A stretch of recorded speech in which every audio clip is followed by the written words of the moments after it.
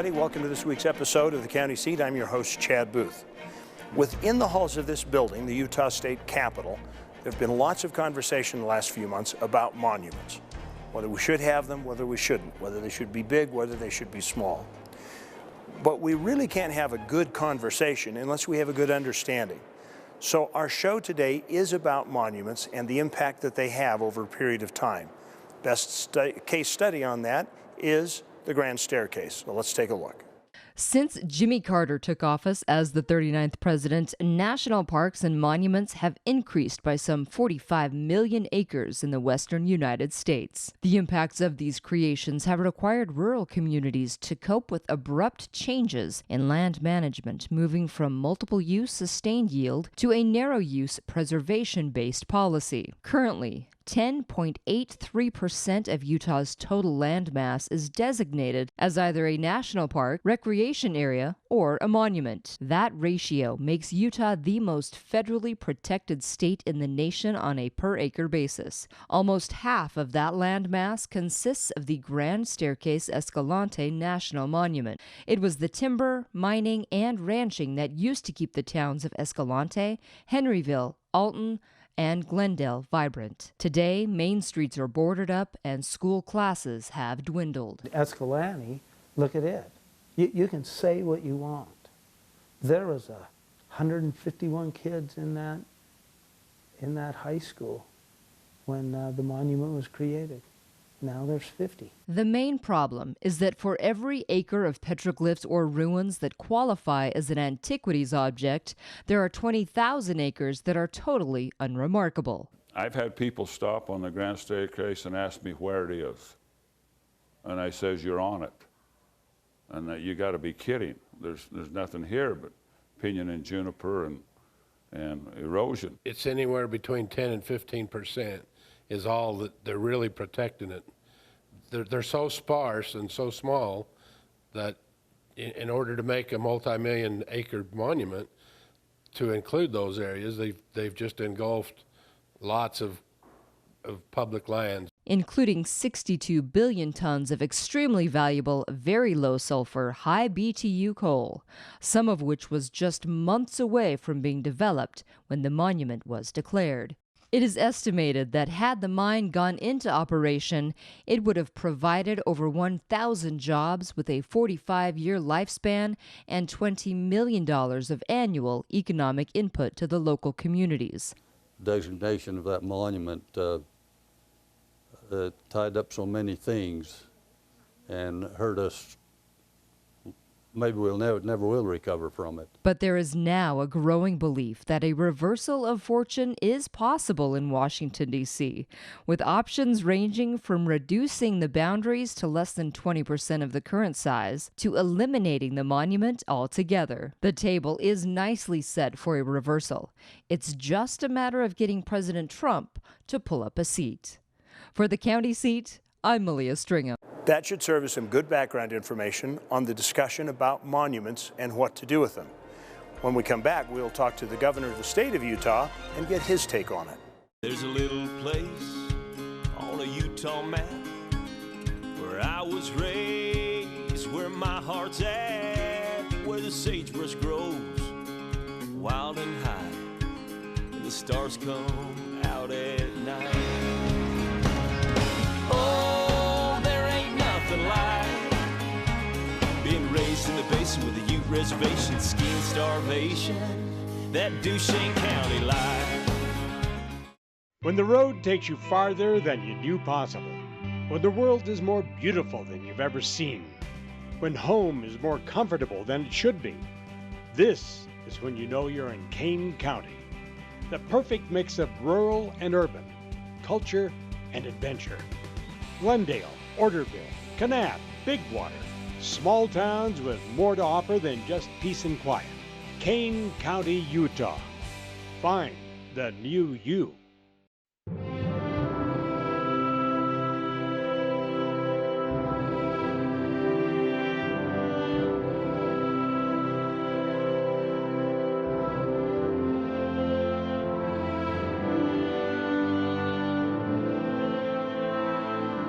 In a place that is beyond words, there is nothing to be said. Take your time in Bryce Canyon country. Welcome back to the county seat. Our topic today is monuments in southern Utah. Have they been a good thing or a bad thing? And there's been a lot of chatter about that. Joining us now for the first part of our discussion is the governor of the great state of Utah, Governor Gary Herbert. Governor, thank you so much. Thank you. Great to be with you as always. Yeah, I know you're on a really, really busy schedule, so I'm going to keep this very short for you right now. There's been a lot of talk since Bears Ears was designated a monument that has ranged the entire gambit. There's been talk about the president needs to make one more in the San Rafael Swell. He needs to repeal the two that are there and get rid of them, and some of the talk has been about reducing the footprint of them so that they're more viable for the state's resources. What's the state's take on this from your position? Well, you're right. There's a lot of, it's a complex issue, number one, and there's certainly a lot of emotion about it out there on all sides of the issue. And you rightly identify that there's a number of options and possibilities as far as what do you do if you do anything about this designation. And frankly, there's three kind of categories. One is to continue to negotiate and see if by executive order some things can be modified or improved, at least reflecting the will of the people of Utah. I think that's an option and certainly a good possibility. There's also the ability to legislate. The Public Land Initiative, sponsored by Congressman Rob Bishop and Congressman Jason Chaffetz, was a good way. Most of the things we have in the country that have been preserved and protected have been done legislatively. Our national parks eventually become legislatively protected. And so we can do some legislation to help modify or improve what we have out there. And last but not least is certainly litigation. And we can sue over maybe what we would think is an inappropriate application of the Antiquities Act. And I know our Attorney General is looking into the possibilities of that. So those three areas are areas that we will consider and look at as possible remedies and to resolve the disputes and really, I think, improve the situation out there. Again, I think everybody agrees, at least on the Bears Ears monument, there deserves some protection for some of the areas out there. The question is whether the monument is the best vehicle to do it. I would suggest that it's probably not, and it's probably too large. So we'll see what happens. Again, we have a new administration, and I think new opportunities. So if you're looking at the entire picture, because Grand Staircase is even larger, and it's had, I mean, do you agree that it's had a detrimental effect on some of the resources that the state has available to the local communities and the like? You know, it cuts both ways. People just say 1.9 million as if that's just a nice number. But our largest national park of our mighty five, as we call them, is Canyonlands, 334,000 acres. This is 1.9 million. You know, this is 4 or 5 times bigger with the Escalante Staircase. And you look at Bears Ears at 1.35 million, you know, it's bigger than the state of Rhode Island, almost as big as the state of Delaware. So it's a large area of ground. And so most people think that's a little bit oversized. And we have these certain areas that need preservation and protection, but they might total up to be, you know, 200,000 acres.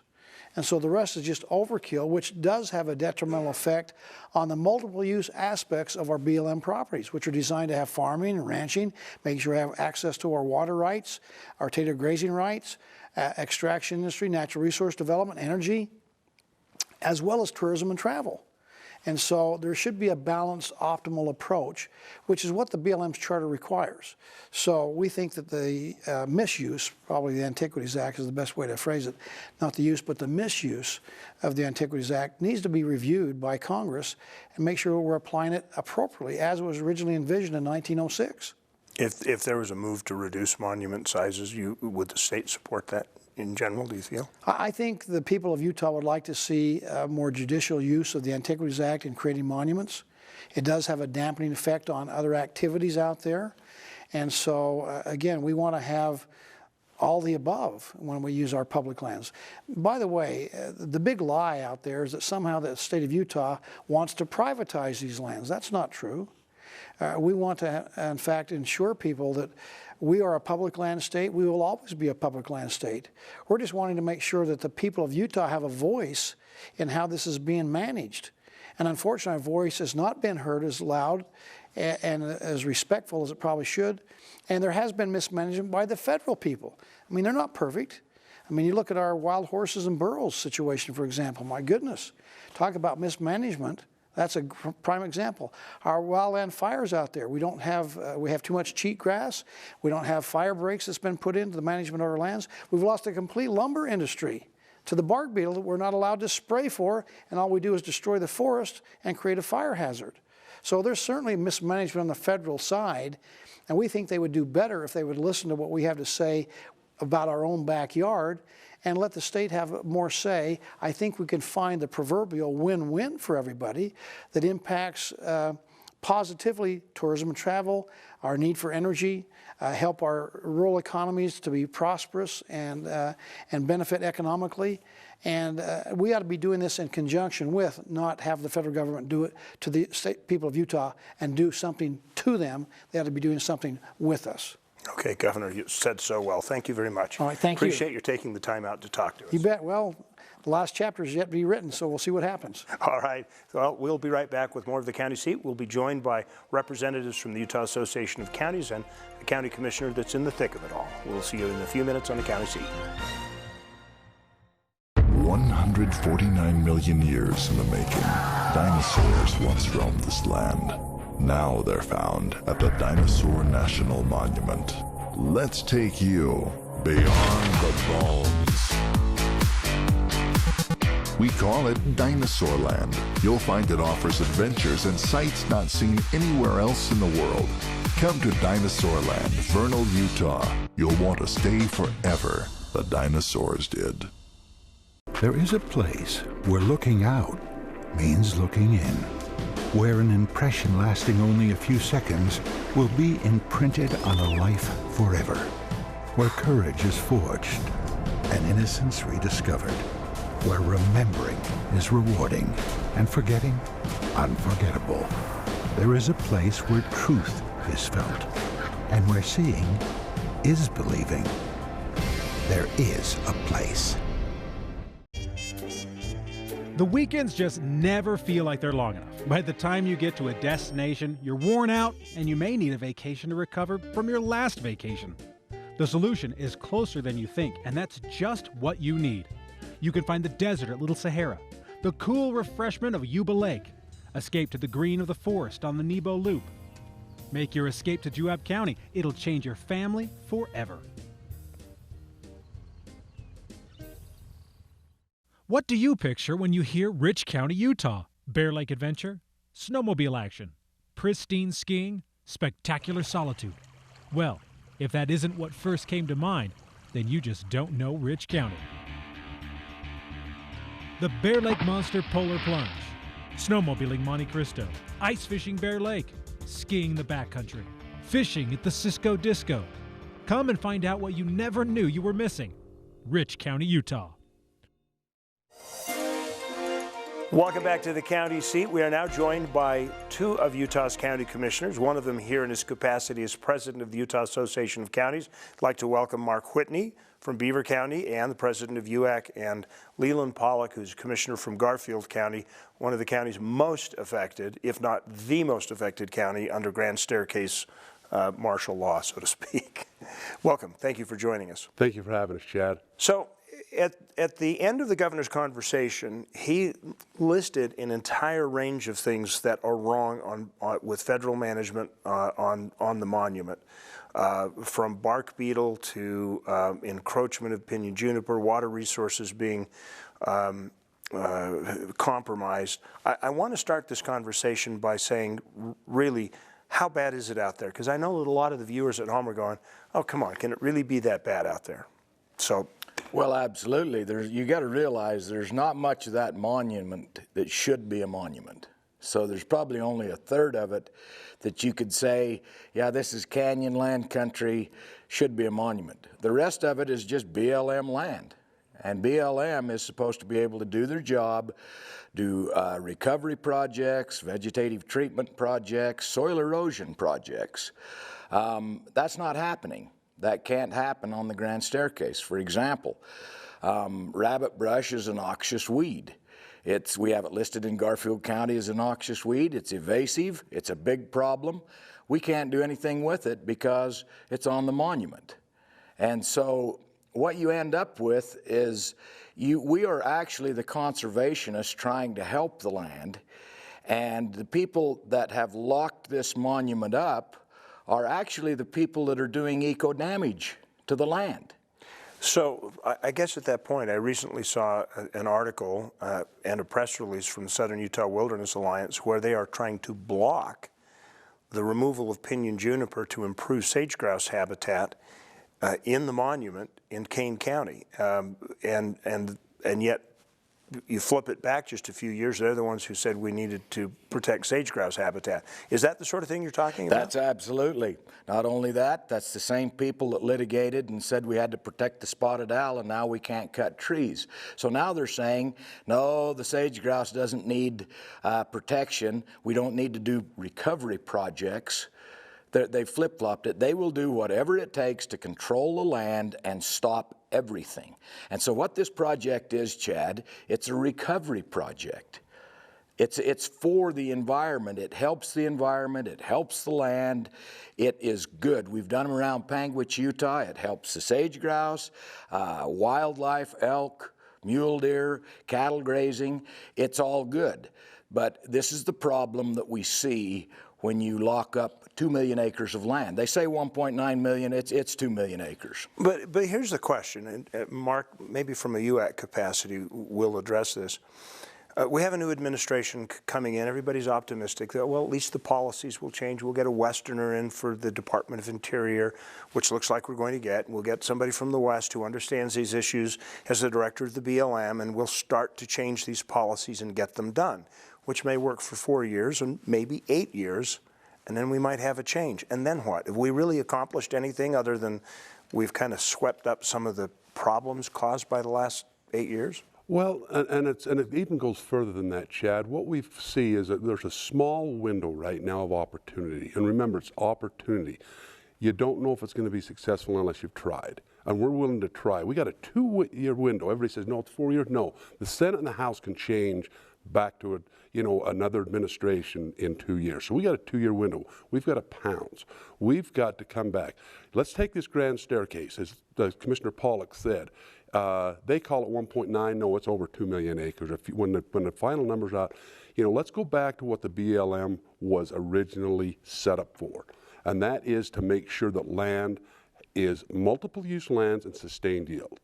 By locking up that kind of land, those kind of resources, you pull everything away from those lands. So not only do you lock it up, but there again, you're damaging the land. You're not capitalizing on those resources. So we have got to put that message home. All of us agree that there is a lot of area in the Grand Staircase that qualifies as a national monument. We're the best steward to those lands there are. We recognize that. But it's somewhere around, if you talk to the locals, those people that really understand it, the UAC people, Commissioner Pollock, who grew up in that country, is closer to 350,000 acres, not 1.9 to 2 million acres. So how do you remedy the problem so that it doesn't switch and flip back the other way when you get a new administration? What do you do? And there again, we don't know. We're not even sure that that our new president-elect, if he so chooses to either reduce or completely eliminate, if it's not going to take somebody to challenge at the grand jury to do this. Again, we're just hoping that we can get our message across to say, this is what's got to be done. The problem you've got is the East is flying at 30 to 40,000 feet, not understanding those of us that have got our boots on the ground kicking the dirt of what it truly does to us that are truly affected at ground level. So we got to put that message out there and say, look, we're not above doing this, but let's compromise on it. This is not a compromise when you just lock up the largest coal reserve in the world. What kind of impact, people have forgotten about by now, 20 years later, that Andalex had been paying like $150,000, $140,000 for over a decade on a lease for that land, and just when they're ready to start pulling some of this high-grade coal out, they shut it down for the monument. How big of an impact did that have, not only locally, but maybe project it to nationally? Well, first of all, I'm glad you brought that up. This is my favorite point. That is the movie set of the original Planet of the Apes movie, where Charlton Heston gets out and he walks around on this wasteland with astronauts. We're all thinking that's a movie set. Well, no, we didn't know years later it would become the Grand Staircase. True story. Literally where that film was shot is where the coal is. So it has no monument value, number one. Now here are the impacts. We just declared a state of emergency in June of 2016 because the enrollment at Escalante School, 7th through 12th grade, had dropped from 140 children in 1996 to 51. We were 51 children. So the school district come to us and said, we can't even keep a school open. So that's another point that needs to be brought out. If this is such a good tourist attraction, if it's doing all these good things, how come we had to declare an economic state of emergency to help the school system in our county? But on that same point, though, you've lost the school revenue, and people just think, well, this is just a county or an Escalante problem. Is it a state problem as well because those coal resources weren't tapped? Absolutely. 65% of all the remaining coal in the state of Utah is inside the monument. So that's a huge impact to the state of Utah because everybody shares that revenue, Chad, from coal. That's what puts ambulances on the ground in rural areas, builds fire stations, does all kinds of senior centers, does all kinds of good things through the Community Impact Board, through mineral resource sharing. So it's a huge impact to the entire state of Utah. Chad, let's also take it even a step further than that and put it into reality. The Mighty Five, of all of our national parks in the state of Utah, the Mighty Five, they consist of a total, all of them, of about 650,000 acres. All 5 of them. So all 5 of them would fit in either Bears Ears or absolutely with a lot of space left over. Exactly right. So you can see by locking up 1.9 million acres to 2 million acres in the Grand Staircase, the resources that are locked up there never to be capitalized again. Imagine the royalties the federal government would get at the state, the jobs that would be held by these. Now, let's even take a step further and go to our neighboring states with the 2 great national parks there, the Grand Canyon, the majestic Grand Canyon, and also the Great Basin, which is just over in the Nevada border.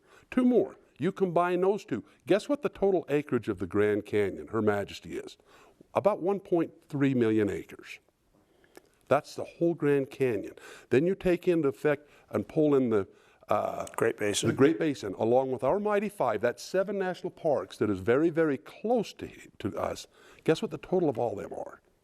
About 1.9 to 2 million acres. So that would be consumed just in the Grand Staircase. Exactly, all 7 of those combined is the exact size of what just the Grand Staircase Escalante. And imagine the resources capitalized and locked up in there. All right, well, it's a good point to take a break. We'll come back with our closing thoughts about this in just a minute here on the County Seat. What would you do with an extra day in Utah Valley? Explore the Wasatch Mountains? Snap a family photo at Bridal Veil Falls. Cool off on Utah Lake or the Provo River.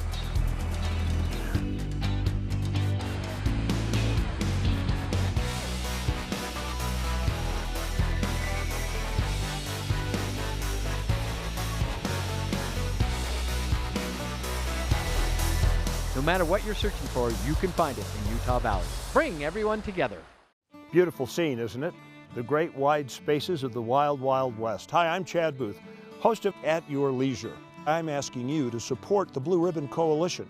Their efforts responsibly preserve access to our public lands. If it were not for the Blue Ribbon Coalition and their efforts, you may not have access to millions of acres of land across the West. This is America's playground, and if we don't do anything, we are going to lose it. Join, participate, and donate. Have you ever wanted to recreate the world around you? Add some excitement, culture, adventure? Well, there's no need to remake the world when that perfect combination already exists. Just remember 4 words. Welcome to Weber County.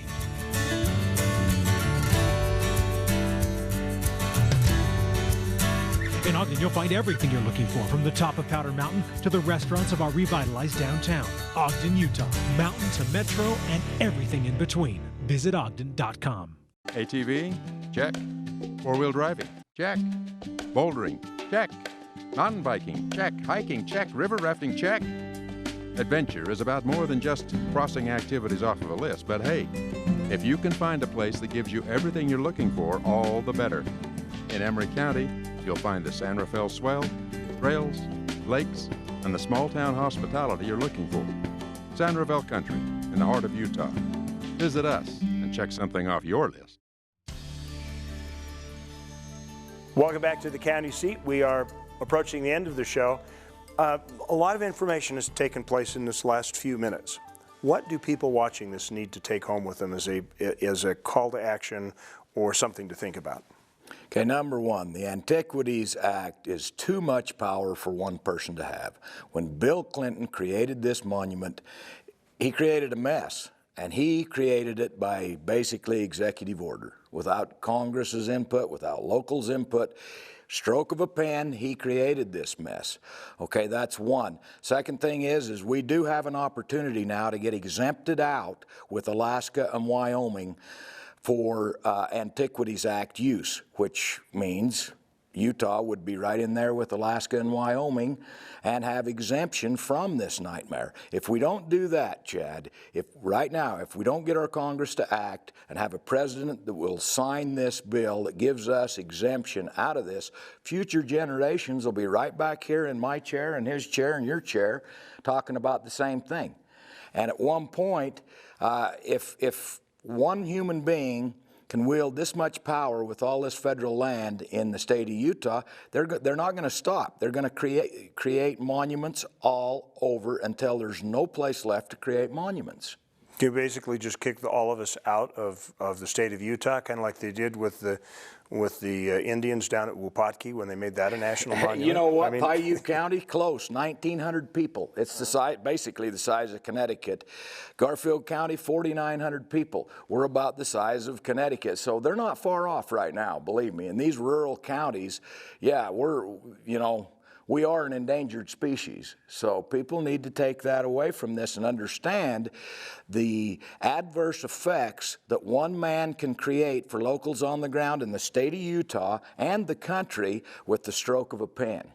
Okay. And one thing, to add to that, this was not what our founding fathers set a democracy up. This is not a democracy when one man can strike that golden pen and do this. And all I ask is that people do your homework. Look at what is being locked up. Look at the jobs that are being held up and the resources that we're not capitalizing in this great state for more jobs. One of our greatest exports in the state of Utah is our children, especially rural Utah. We export our children because they have no jobs in Garfield County for that reason. Okay, gentlemen, excellent points. Thank you so much for inviting us into your home. We'll see you next week on the county seat. So long.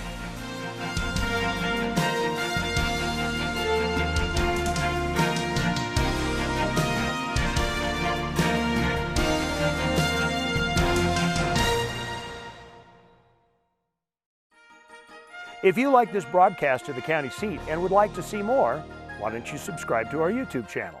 Or you can check out our website or follow us on social media. If you'd like to watch a broadcast of the county seat, we're on every week, Saturday nights at 11, Sunday mornings at 8:30 on ABC4, Good for Utah.